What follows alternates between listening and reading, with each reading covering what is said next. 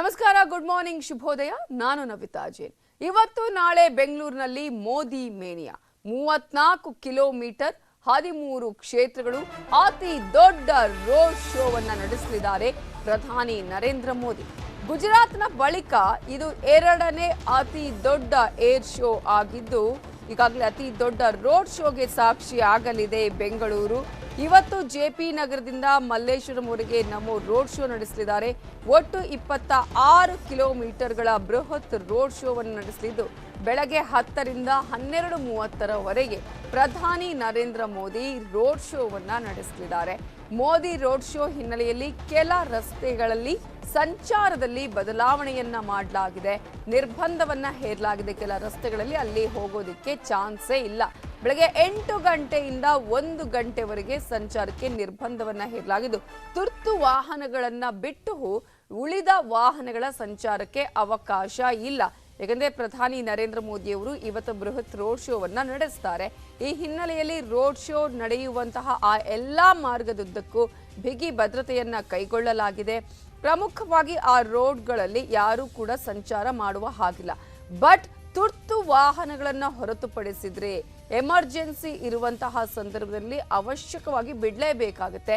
ಅಂತಹ ವಾಹನಗಳನ್ನ ಹೊರತುಪಡಿಸಿದ್ರೆ 26 kilometre road show ಮಾಡ್ತಾರಲ್ಲ, ಆ ಎಲ್ಲಾ ರಸ್ತೆಗಳಲ್ಲಿ ಸಂಚಾರವನ್ನ ನಿರ್ಬಂಧಿಸಲಾಗಿದೆ. ಆ ಒಂದು ರೋಡ್ಗಳಲ್ಲಿ ಯಾರು ಸಂಚಾರವನ್ನ ಮಾಡುವ ಹಾಗೆ ಇಲ್ಲ. ಇವತ್ತು ಪ್ರಧಾನಿ ನರೇಂದ್ರ ಮೋದಿ ಅವರು ಬೆಂಗಳೂರಿನಲ್ಲಿ ನಡೆಸಲಿರುವಂತಹ ರೋಡ್ ಶೋ ಇದೆಯಲ್ಲ, ಇದು ಗುಜರಾತ್ನ ನಂತರ ನಡೆಸ್ತಾ ಇರುವಂತಹ ಅತಿ ದೊಡ್ಡ ಎರಡನೇ ರೋಡ್ ಶೋ ಅಂತಾನೆ ಹೇಳಲಾಗ್ತಾ ಇದೆ. ಪ್ರಧಾನಿ ನರೇಂದ್ರ ಮೋದಿ ಅವರು ಇವತ್ತು 26 ಕಿಲೋಮೀಟರ್ ರೋಡ್ ಶೋವನ್ನ ಮಾಡ್ತಾರೆ. ಅದೇ ರೀತಿಯಾಗಿ ನಾಳೆ 6 ಕಿಲೋಮೀಟರ್ ರೋಡ್ ಶೋವನ್ನ ನಡೆಸಲಿದ್ದಾರೆ. ಅದಕ್ಕಾಗಿ ಬೆಂಗಳೂರಿನಲ್ಲಿ ಎಲ್ಲಾ ಸಿದ್ಧತೆಗಳನ್ನ ಮಾಡಿಕೊಳ್ಳಲಾಗಿದೆ. ಇನ್ನು ಸೋಮೇಶ್ವರ ಸಭಾಭವನದಿಂದ ಆರಂಭ ಆಗುತ್ತೆ ಅವರ ರೋಡ್ ಶೋ. ಅಲ್ಲಿಂದ ಜೆಪಿ ನಗರ 5ನೇ ಹಂತ, ಜಯನಗರ 5ನೇ block, Jayanagar 4th block, South End Circle, ಹೀಗೆ 26 ಕಿಲೋಮೀಟರ್ ರೋಡ್ ಶೋ ಸಾಗಲಿದೆ.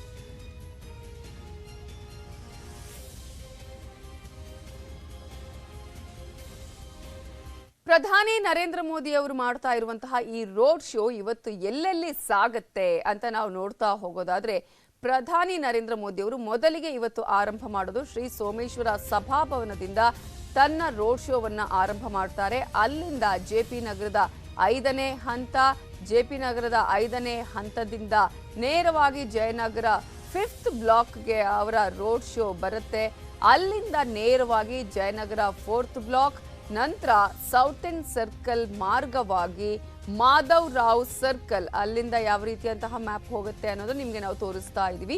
ಜಯನಗರ 4ನೇ ಬ್ಲಾಕ್ನಿಂದ ಸೌತ್ ಎಂಡ್ ಸರ್ಕಲ್ಗೆ ರೋಡ್ ಶೋವನ್ನ ನಡೆಸ್ತಾರೆ. ಅಲ್ಲಿಂದ ನೇರವಾಗಿ ಮಾಧವ್ ರಾವ್ ಸರ್ಕಲ್ಗೆ ಅವರ ರೋಡ್ ಶೋ ಬರುತ್ತೆ.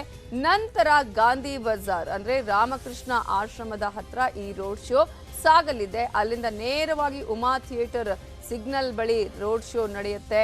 ಮೈಸೂರು ರೋಡ್ ಸಿಗ್ನಲ್ನಲ್ಲೂ ಕೂಡ ಅವರ ರೋಡ್ ಶೋ ನಡೆಯಲಿದ್ದು, ನಂತರ ಗೋವಿಂದರಾಜ್ ನಗರ ಆ ಭಾಗದಲ್ಲಿ ರೋಡ್ ಶೋ ನಡೆಯುತ್ತೆ. ಉಮಾ ಥಿಯೇಟರ್ನಿಂದ ಮೈಸೂರು ಸಿಗ್ನಲ್ನಿಂದ ನೇರವಾಗಿ ಪ್ರಧಾನಿ ನರೇಂದ್ರ ಮೋದಿ ಅವರ ರೋಡ್ ಶೋ ಸಾಗೋದು ಗೋವಿಂದರಾಜ್ ನಗರದಲ್ಲಿ.